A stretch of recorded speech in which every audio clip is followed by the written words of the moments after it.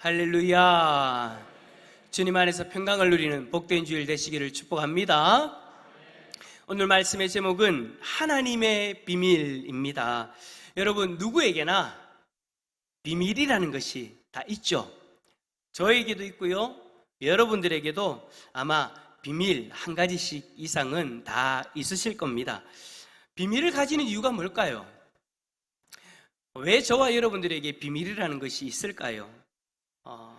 그 비밀이 있다라는 것은 감추고 싶은 것이 있다라는 거죠.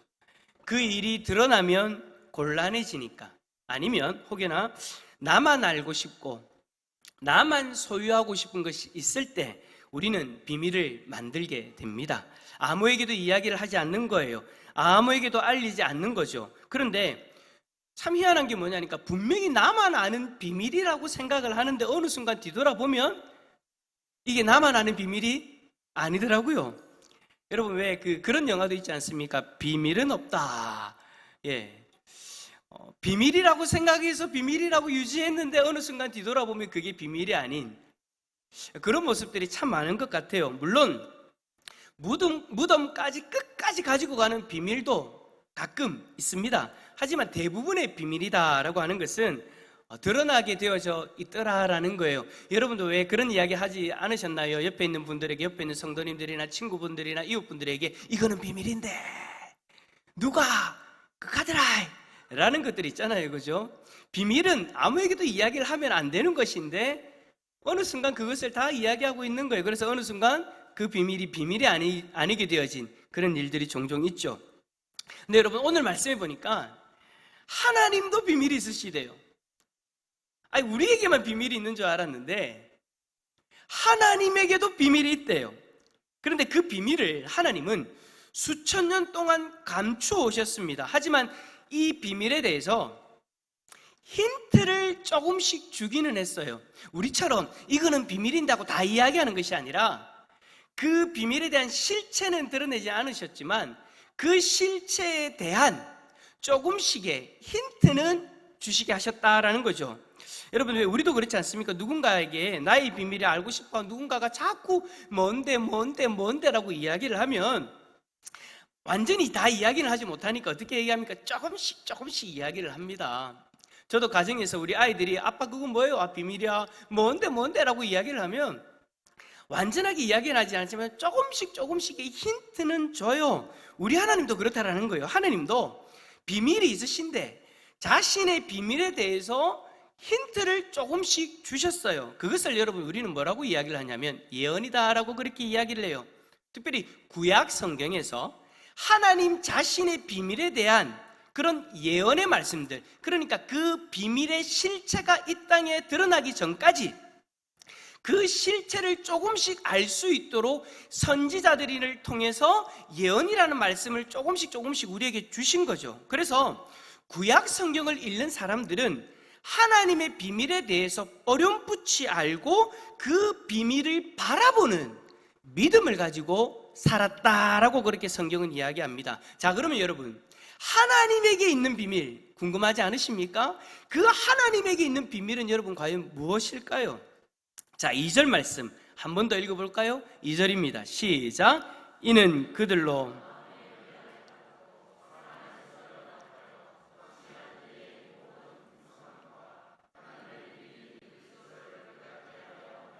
아멘. 자, 골로새서를 기록한 이 바울은 하나님의 비밀이 무엇이라고 이야기하느냐? 그리스도다라고 그렇게 이야기를 해요. 여러분, 그리스도라는 이 말은 기름 부음 받은 자라고 하는 그런 말로서 구약시대에 기름 부음 받은 제사장, 왕, 선지자의 역할을 다 감당하는 그런 사람을 지칭하는 것으로서 인류를 구원하기 위해 제사장, 왕, 선지자의 역할을 감당하는 구원자를 이야기하는 겁니다. 그러니까 메시아다라는 거죠. 이 그리스도가 바로 하나님의 비밀입니다. 이 그리스도에 대해서 하나님은 구약에서 많은 예언의 말씀들을 통해서 이 그리스도가 어떤 존재인지에 대해서 조금씩의 힌트를 주셨다라는 거예요. 예언들을 통해서 사람들은 그 그리스도가 이 땅에 어떻게 오시는지, 그리고 그리스도가 어떤 인생을 살게 되는지, 그리고 그리스도의 최후가 어떻게 되는지를 알게 되어졌어요. 그런데 그리스도가 이 땅에 실체로서 오셨을 때, 그리스도가 오신다라는 사실을 구약 성경을 통해서 이런 모습이다라는 것을 알고 있음에도 불구하고 다 알지는 못했어요. 몇 명을 제외하고는 그가 그리스도이심을 알지 못했다라는 거예요. 여러분, 말 그대로 비밀인 거죠. 하지만 여러분, 비밀이라는 것이 그 비밀을 가지고 있는 사람이 말해주면 알 수 있는 것이지 않습니까? 마찬가지로 그렇게 비밀스럽게 드러나지 않았던, 힌트만 주어지고 드러나지 않았던 그 그리스도가 이 땅에 오셨을 때 하나님께서 깨닫게 해주신 사람들은 그 그리스도가 그다라는 것을 알 수 있게 되어졌어요. 자, 여러분, 그렇다면 하나님의 비밀인 그리스도인은 누구였습니까? 그리스도는 누구였습니까? 이 땅에 하나님의 제사장, 왕, 선지자의 역할을 모두 감당하는 자로서 인류의 구원을 위해 이 땅에 오신 분, 바로 예수 그리스도이십니다. 여러분, 우리가 성경을 읽어보면요, 특별히 신약을 읽어보면 예수가 메시아의 모든 예언을 성취하는 자로 오셨다라는 것을 알게 되어지는데, 특히 여러분, 구약을 잘 알고 있는 유대인들을 위해 기록되어진 마태복음을 보면 더 확실히 알 수 있어요. 마태복음을 보면요, 이것은 이렇게 예언되어진 것이다, 이것은 이렇게 말씀하신 것이다 라고 계속해서 이야기를 하면서 구약에서 그리스도에 대해서 예언되어졌던 그 모든 것들이 예수님을 통해서 이루어졌다는 것을 계속해서 이야기를 할 수 있는 거죠. 그래요, 여러분, 예수님은 하나님의 비밀인 그리스도의 실체이십니다. 그런데 여러분, 저는 오늘 이 말씀을 묵상하면서 이런 질문을 하게 되어졌어요. 요즘에도 예수님이 정말 하나님의 비밀이 맞는가? 지금 이 시대를 살아가는 우리에게 예수 그리스도가 과연 하나님의 비밀이 맞냐라는 거예요. 여러분, 비밀이라고 하면 앞에서 이야기했던 것처럼 사람들이 몰라야 되는 거잖아요. 그런데 이제는요, 세상이 예수님을 다 알아요. 오늘 우리 교회 방문하신 분도 계실 건데 아마 물어보면 예수님이란 이름을 들어보셨냐고 물어보면 아마 아이고 한 번쯤은 다 들어봤죠. 오늘 교회 가자고 하신 분이 저에게 그런 이야기를 했어요 라고 그렇게 이야기하실 수도 있어요. 어릴 때 다 교회를 한 번씩 다녀보았고, 아니면 교회를 한 번도 가보지 못하더라도 뉴스나 어디로 나오면 10월, 12월 25일 되면 예수 탄생하니까 예수란 이름을 다 들어봤단 말이에요. 예수란 이름을 다 들었고 알고 있단 말이에요. 그러면 여러분, 이 세상 사람들이 예수를 다 아는데, 예수님에 대해서 다 아는데 이제는 더 이상 비밀이 아는 것처럼 그렇게 느껴지죠. 그런데도 불구하고 바울은요, 왜 그리스도가 하나님의 비밀이라고 할까요? 바울 당시에는 예수님을 사람들이 잘 몰랐기 때문이다? 아니에요, 여러분. 당시에도 많은 사람들이 예수님을 알았습니다. 유대인들은 그들 자신들이 예수님을 죽였기 때문에, 본인들이 직접 예수님을 핍박하고 죽였기 때문에 누가 뭐라고 하지 않아도 예수님에 대해서 알았어요. 그리고 수많은 헬라인들도 초대교회 성도들이 얼마나 열심히 전도했는데요, 사도들이 얼마나 많은 기적들을 일으키면서 예수님을 전했는데요, 예수라는 이름을 다 들어보죠. 한 번 이사신 거 다 들어봤어요. 저 오지에 있는 그런 사람들 아닌 이상에는 다 예수라는 이름은 들어보았다라는 것이죠. 어쨌든 당시나 지금이나 예수의 이름은 어느 정도 알고 있는 그런 상황이라는 거예요. 그러면 여러분, 더 이상 비밀이 아닌 거죠. 왜 그런 사람들 있죠? 나는 이건 비밀이 아라고 해가지고 누가 물어봐도 절대 대답을 안 해요. 물어봐도 절대 힌트도 안 줘요. 근데 뒤에서 수근거려요. 다 아는데. 저도 그런 적이 많아요. 나는 비밀이라고 막 집사람 앞에서, 와이프 앞에서 막 그렇게 이야기를 하는데 이미 와이프는 눈치를 채고 있어요. 당신이 무슨 죄를 저질렀는지 다 알고 있다라는. 비밀인 줄 알고 숨겨가지고 혼자서 그 비밀을 지키고 있다고 만족하고 살아가고 있는데 알고 보니까 다 알고 있는 거예요. 여러분, 마치 오늘 본문이 그런 것처럼 보이지 않습니까? 바울은 하나님에게 비밀이 있다, 그것이 그리스도다라고 이야기하면서 하나님의 비밀에 대해서 이야기를 하는데 우리는 다 알고 있어요. 그 비밀이 예수라는 거. 그럼 더 이상 여러분, 성경에서는 비밀이라고 이야기하면 안 되죠. 그런데도 여러분, 그리스도가 하나님의 비밀인 이유는 예수의 이름을 안다고, 예수의 이름을 들었다고 모두가 예수님을 깨닫는 것은 아니기 때문입니다. 지금도 여러분 길거리 지나가는 사람들을 붙잡고 물어보세요. 예수의 이름을 들어보셨습니까? 예수의 이름을 압니까? 라고 물어보면 100이면 100 다 듣고 안다라고 이야기할 겁니다. 그러나 예수님을 깨닫지는 못하죠. 아는 것과 깨닫는 것은 다릅니다. 오늘 교회 방문하신 분도 예수님의 이름을 들었어요. 만약에 듣는 것으로 끝난다면 그는 그냥 아는 거죠. 그러나 깨닫는 것은 아니죠. 아는 것과 깨닫는 것은 완전히 다른 거예요. 성경은 여러분, 예수님을 깨닫게 되는 것을 어떻게 이야기하느냐, 어떻게 하면 깨닫게 된다라고 이야기하느냐, 듣는 것으로, 그냥 아는 것으로 깨달아지는 것이 아니라 비밀의 주체이신 하나님이 깨닫게 해 주셔야 깨달아진다라고 이야기를 하는 거예요. 마치 우리가 여러분 나 안에 있는 비밀을 누군가에게 이야기를 해줘야 알듯이, 여러분 하나님 쪽에서 하나님의 비밀을 우리에게 깨닫게 해주지 않으시면 우리는 예수님을 깨닫지 못하는 존재다라는 거죠. 오늘 이렇게 주일에 예배를 드리기 위해 여러분들이 오셨습니다. 하나님의 말씀을 듣습니다. 예수님의 이름을 듣습니다. 그러나 듣는다고 해서 다 깨닫게 되는 건 아니죠. 하나님께서 오늘 이 자리에 있는 우리에게 그 말씀을 깨달을 수 있는, 예수의 이름을 깨달을 수 있는 은혜를 주셔야 깨달아지는 거예요. 이 깨닫는 것을 여러분 이렇게 생각하지는 마세요. 내가 좀 지식이 있어서, 내가 세상적인 지식이 많아서, 내가 많이 배워서 깨달아지는 것도 아니에요. 철저하게 예수의 이름이 깨달아지려면 하나님이 알려주셔야 되는 거예요. 여러분, 깨닫는 말에 이 깨닫는다라는 말의 사전적 의미가 뭡니까? 사물의 본질이나 사물의 본질이나 이치 따위를 알게 되어지는 것이잖아요. 그러니까 단순히 이름을 아는 것이 아니라, 눈으로 보는 것으로 아는 것이 아니라, 하나님이 우리에게 그리스도의 본질을 깨닫게 해주셔야 깨달아진다라는 거예요. 그렇다면 여러분, 그리스도의 본질이 뭘까요?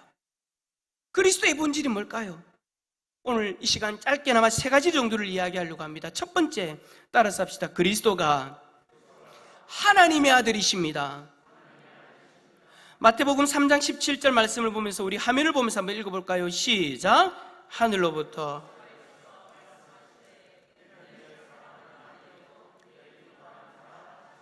아멘. 이 말씀이 여러분 어떤 상황에서 주어진 말씀입니까? 예수님이 세례 요한에게 세례를 받으실 때에 하늘로부터 들려진 소리예요. 바로 누구의 소리입니까? 누구의 음성입니까? 성부 하나님, 아버지 하나님으로부터 들려진 소리예요. 하나님이 이렇게 말씀을 하세요. 이는 내 사랑하는 아들이요 내 기뻐하는 자라. 하나님이 직접 예수님에 대해서 말씀하시는 거예요. 내 아들이다. 너희들 앞에 있는 그 존재가 내 아들이다.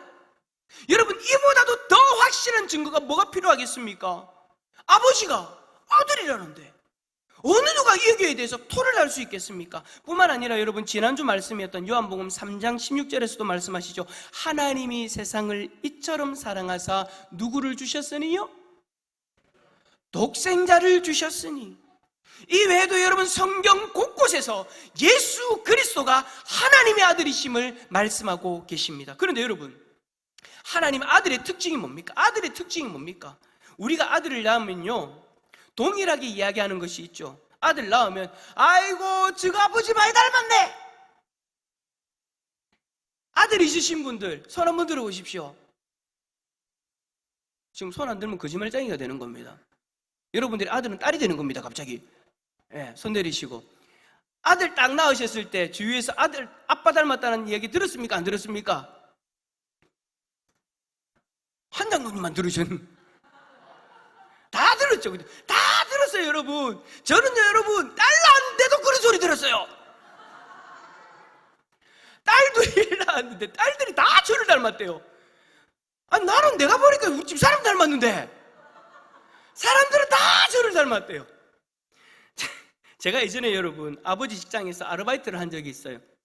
아버지가 근무하시는 직장이었는데 아르바이트를 했는데 깜짝 놀랄 일이 있었는데 무슨 일이냐니까 제가 누구인지 아무에게도 이야기를 안 했거든요. 안 했는데 그곳에서 오랫동안 일한 분들이 저를 딱 보더니 너가 아버지 누구누구 아이가 하는 거예요. 제가 깜짝 놀랐어요. 순간 얼었어요. 아무한테도 이야기 안 했는데 어떻게 알지? 그분이 딱 그런 거예요. 똑같이 생겼네. 제가 지난주 금요일 날 제가 설교하고 찬양 인도하는 영상을 제가 잠시 봤거든요. 이제 금요기대 끝나고 나서 아이고야, 어째 가면 갈수록 더 아버지가 보여요. 제가 어제 오후에 제 친구 이제 목사입니다. 이제 그 경기도 쪽에 있는 목사님인데 이제 제 친구 목사님이 이제 하는 설교를 좀 듣고 싶어가지고 한번 영상을 또 켰어요. 영상 켜자마자 영상 바로 껐어요. 왜 껐을까요? 제가 아빠 그대로인 거예요.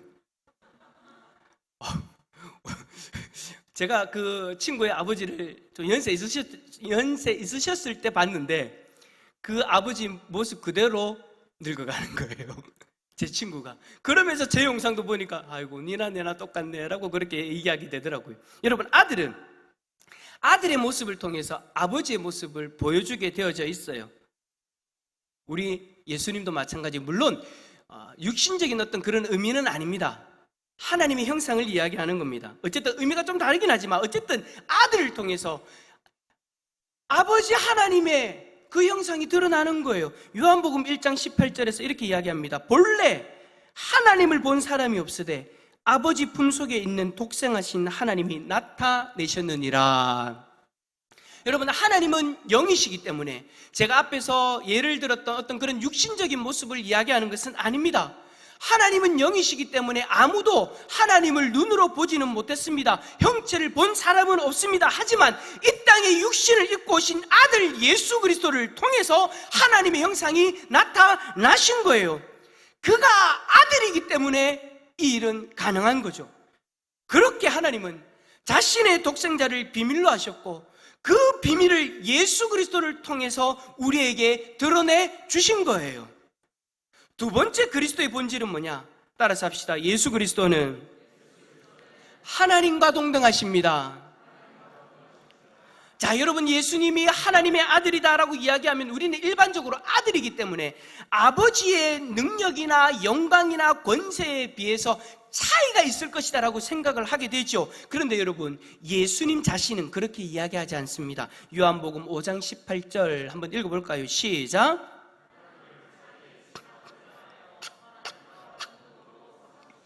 아멘. 예수님은 하나님 아버지와 자신을 동등되게 취하신다라고 그렇게 말씀하고 계세요. 아버지의 영광과 아버지의 권세와 아버지의 능력이 동등하게 본인에게 있는 본인 또한 신이다 라고 그렇게 말씀하고 계시는 거죠. 그래서 여러분, 요한복음 1장 14절에 우리가 그의 영광을 보니 아버지의 독생자의 영광이요 은혜와 진리가 충만하더라.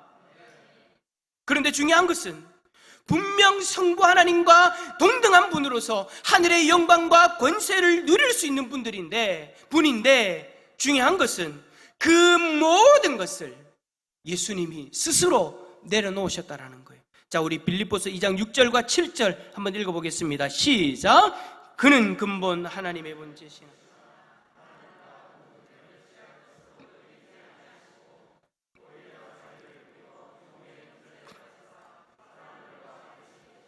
아멘. 예수님은 분명히 하나님의 본체이십니다. 동등하신 분이셨어요. 그런데 자기 스스로 하나님과 동등됨을 취할 것으로 여기지 않으셨다. 무슨 말입니까? 스스로 그 모든 것을 내려놓으셨다는 거예요. 하늘의 영광과 하늘의 권세를 다 내려놓으셨어요. 그리고 오히려 그는 자기를 비워 종의 형체로 사람들과 같이 되셨습니다. 누구하고 같이 되셨다고요? 따라서 합시다. 옆에 있는 분 바라보면서 당신과 같이, 저와 여러분과 같이 되셨어요. 바로 우리와 같은 인간의 몸으로 예수님이 이 땅에 오셨다라는 거예요. 하나님의 아들이 이 땅에 오셨다는 거예요. 분명히 영광받아 마땅한 신이지만 그는 자기 자신을 다 비우셨습니다. 그리고 우리와 같은 사람의 형체로 이 땅에 오셨어요. 왜 그랬냐고요? 세 번째, 하나님과 화목케 하시기 위해서입니다. 우리는 죄로 인하여 하나님과 원수된 자입니다. 그래서 죄의 대가로서 우리는 우리의 생명을 내어놓아야 되는 그런 존재예요. 지금 우리에게 다가오는 죽음은 바로 그 죄의 대가로서 경험하게 되어지는 그런 죽음인 거죠. 이 죽음에는요, 여러분, 두 가지가 있습니다. 육체의 죽음과 영혼의 죽음. 육체의 죽음은 누구나 다 경험하는 거예요. 이 땅에서 경험하게 되어지는 죽음이죠. 그런데 영적인 죽음은 그 육체의 죽음 이후에 경험하게 되어지는 영원한 사망의 고통이 있는 지옥의 삶을 이야기하는 거예요. 이 모든 죽음이 결국 죄로 말미암아 들어온 것으로서 죄가 하나님과 우리를 갈라버림으로 주어진 결과입니다. 그런 우리와 하나님 사이를 위해서 하나님과 동등됨을 취하지 아니하시고 예수 그리스도가 인간의 몸을 친히 입고 이 땅에 오셨어요. 요한 1서 2장 2절 한번 읽어봅시다. 요한 1서 2장 2절 시작. 그는 우리 죄를 위한 화목제물이니 온 세상의 죄를 위하심이라. 아멘. 예수 그리스도가 우리의 몸을 입고 이 땅에 오셔서 하신 일, 자기 자신을 화목제물로 내어주신 거예요.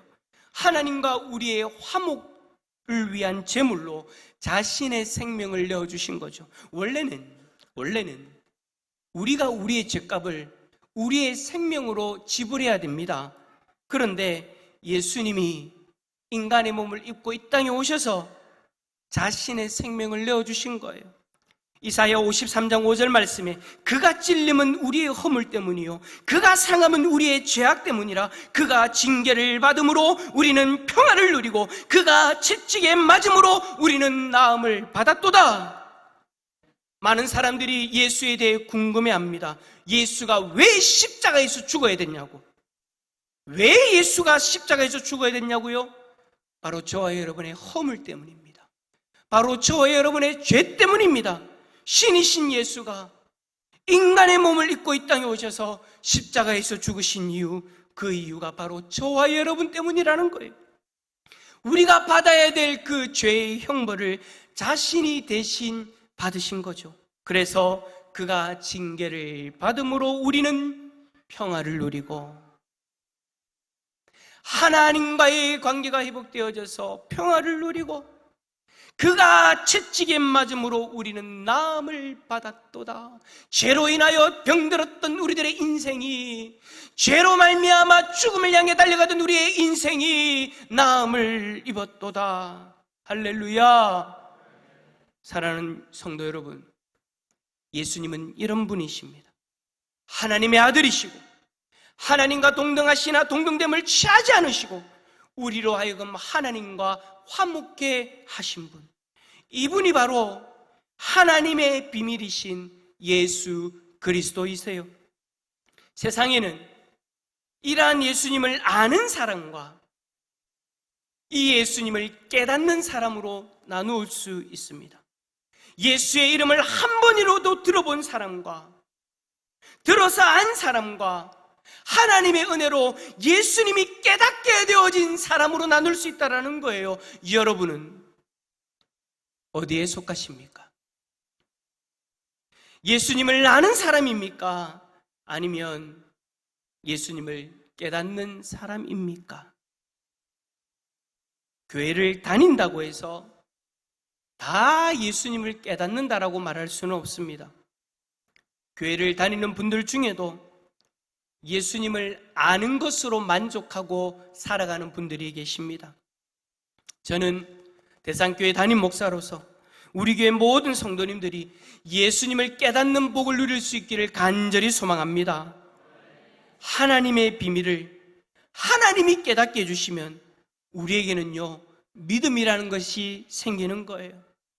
오늘 저는 여러분에게 다른 이야기를 하지 않고 말씀을 최대한 많이 읽어드리려고 노력했습니다. 성경에 있는 그대로를 읽어드리고 이 말씀이 여러분들의 심령에 깨달아지기를 기도하며 이 말씀을 전합니다. 만약 여러분들의 심령에 예수님이 깨달아지기 시작한다면 이제 그 예수님을 믿음으로 고백하는 자리로 나아갈 수 있기를 축복합니다. 요한복음 3장 16절, 하나님이 세상을 이처럼 사랑하사 독생자를 주셨으니 이는 그를 믿는 자마다 멸망치 않고 영생을 얻게 하려 하심이니라. 하나님의 비밀인 예수 그리스도가 깨달아지고 믿어지면 우리는 멸망치 않고 영생을 누리게 됩니다. 바로 저 천국에서, 하나님이 계시는 저 천국에서 하나님과 영원히 살아가게 되는 거예요. 사랑하는 성도 여러분, 이 영생, 우리 모두의 영생이 되어질 수 있기를 예수 그리스도의 이름으로 축원합니다. 우리 옆에 계신 성도님들에게 마지막으로 이렇게 고백합시다. 하나님의 비밀이 깨달아지기를 축복합니다. 시작. 할렐루야.